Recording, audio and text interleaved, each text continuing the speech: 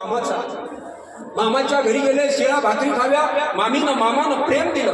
परंतु पुन्हा लक्षात घ्या, इथं माय मावल्या मोठ्या संख्येनं आहे. गाडगे बाबा म्हणजे शिक्षण आहे, धर्माचं शिक्षण आहे, अध्यात्माचं शिक्षण आहे, माणुसकीचं शिक्षण. एक संत कैसे डेबूजी राजमाची, ते आपण शिकलं पाहिजे. गाडगे बाबांच्या निरक्षराईनं एक पाठ दिला. बापू असा पाठ विद्यापीठामध्ये देखील दिला जात नाही. काय म्हणाले गाडगे बाबाच्या? सोप्या सूत्रात सांगितलं, डेबू आपण पडेल ते काम करावं, म्हणजे मग आपला कोणाला भार वाटत नाही.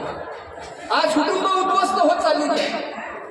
गाडगे बाबांच्या आईचं हे सूत्र जरी घराघरामध्ये पोहोचलं ना, तर कुटुंब उद्ध्वस्त होण्यापासून वाचतील भरत पडत. आणि अशा वेळेला डेबूजीनं सकाळी उठावं, गुरे चालणी करावी, शेणगोठा करावा. मी काय बोलतो लक्षात द्या.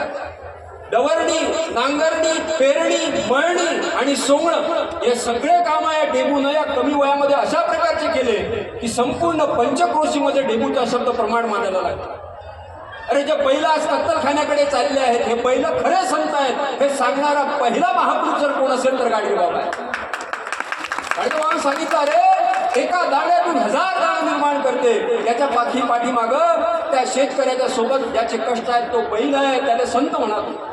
तो दुसऱ्यासाठी कष्ट, तो संत. किती सोपी व्याख्या सांगितली.